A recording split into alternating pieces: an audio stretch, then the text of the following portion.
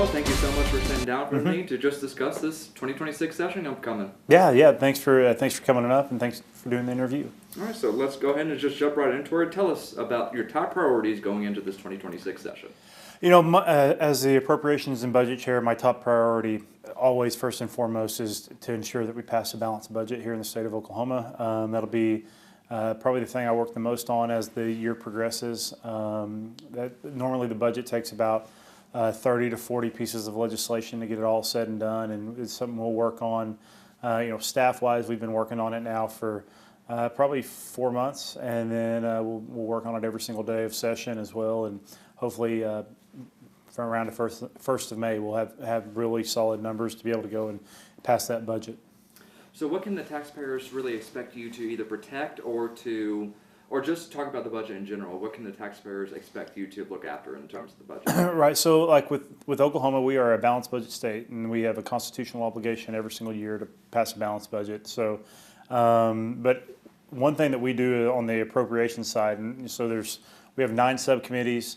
Every single agency, every single dollar that the state of Oklahoma spends, after we get out of session in May, June, like we did last year, the first thing we do is we start going and holding agency reviews.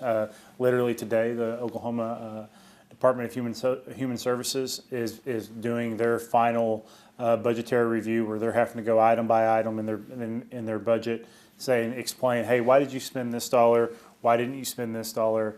Why are you going to need more money for this year for this program? And why are you saving money on this program? Stuff of that nature. So we'll go through every single agency just like that, line item by line item, and really try to hold the agencies accountable to say, okay, why are you asking for more money now? But also, how did you spend the money that we gave you last year and stuff of that nature?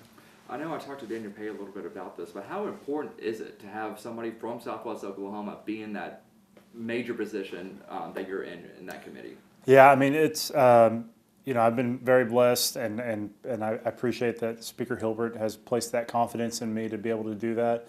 To my knowledge, I think the last time someone from Southwest Oklahoma has been the appropriations chair was in like the 80s, 70s or 80s. So it does give us an advantage, not necessarily an advantage, but it does help Southwest Oklahoma with some of our projects and being able to work stuff through the process. Being in this the top end of this leadership role has been beneficial, and I think that when other members of the Southwest Oklahoma delegation, when they have needs, when they have things, we can just make sure those things get brought up and get them take them straight to the top. Can you tell us about some of the bills you're filing this session or co-authoring? Yeah, I mean, so some of the bills, first and foremost, just the traditional budget bills, but also we're doing some work with trying to restructure TSET and how we use that tobacco settlement money that we got 26 years ago, trying to address, to make sure that's being held accountable. It's one of Oklahoma's largest assets. It's $2.2 billion that currently right now has no accountability to the people. So the voters, the average voters, they have no determination of how that money is being spent, how it's being used, what it's being used for. And a perfect example of that was just this year, that settlement organization, they spent $150 million extra money on Oklahoma this year. They decided that there was not a single health need west of I-35. They didn't send a single dollar west of I-35. And I've always had a problem with that. I think, especially coming from an appropriator's point of view, is every single dollar that we appropriate, we should be able to be held accountable to the voters. Now, the voters may not like it, but we should be able to answer the question of why we spend every single dollar that we spent and how we spend every single dollar we spent, because it is the Oklahoma taxpayers' dollars. And I think that's one thing that's always really frustrated with me. So I've come up with a plan. We tried to pass a bill last year, passed out of the House with a supermajority vote.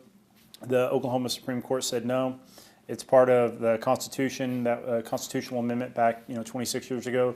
If you want to change it, you got to go to the people. And so that's what we're doing. We're running a state HJR question to put this back towards the people and say, in my opinion, I think we need to send that money and spend that money on education instead of spending that money on radio stations and billboards. And so that's one thing that I'm doing this year. I'd really like to see it come through to fruition.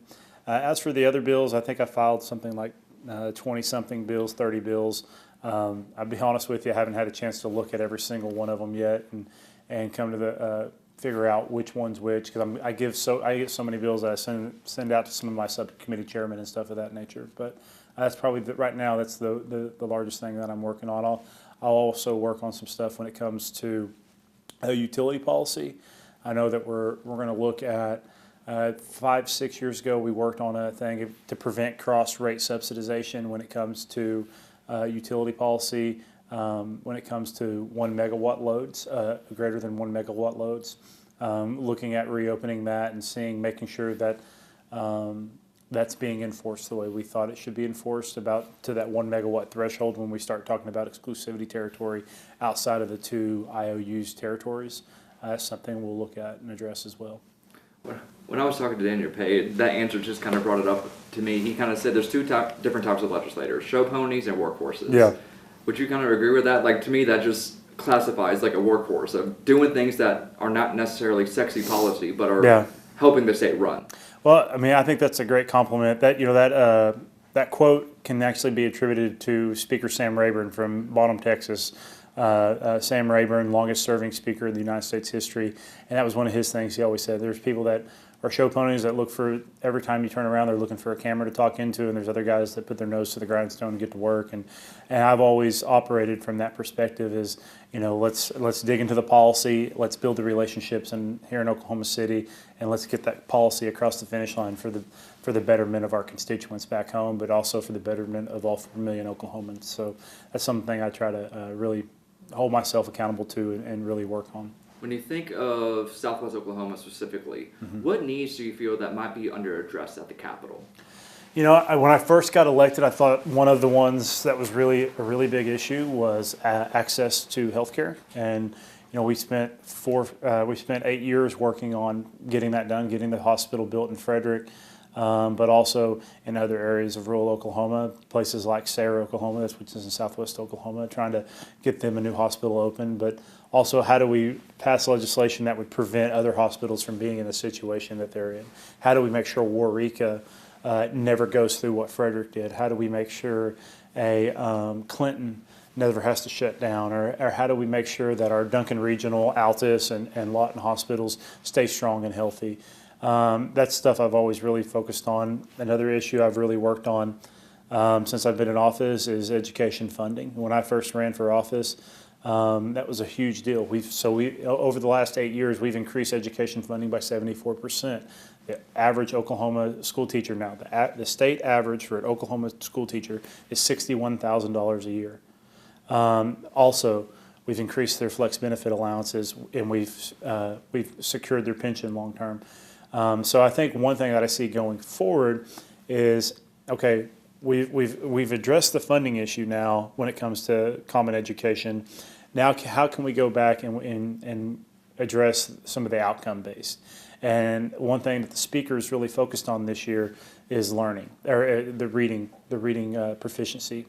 So if we look at if you see across the board, if you can't read by the 3rd grade at level, you're going to you're like, I think 3 times as more likely to struggle in school, even at every subsequent grade. So I know this year the speaker is rolling out a really big platform and a really big program to try to really address that. And it's not enough for us as legislators to pass some new policy that says, okay, we're going to require the school districts to have reading coordinators, or we're going to require some level of remediation if you don't hit certain thresholds and certain marks by 3rd grade. But we got to, as legislators, make sure we give these school districts the additional funding that it's going to require to go out there and actually fix this. Because the goal is to not have less kids make it from 3rd to 4th grade. That's not the goal. The goal is not to hold kids back. The goal is to make sure that every single 3rd grader, when they leave the 3rd grade, can read at a proficient level.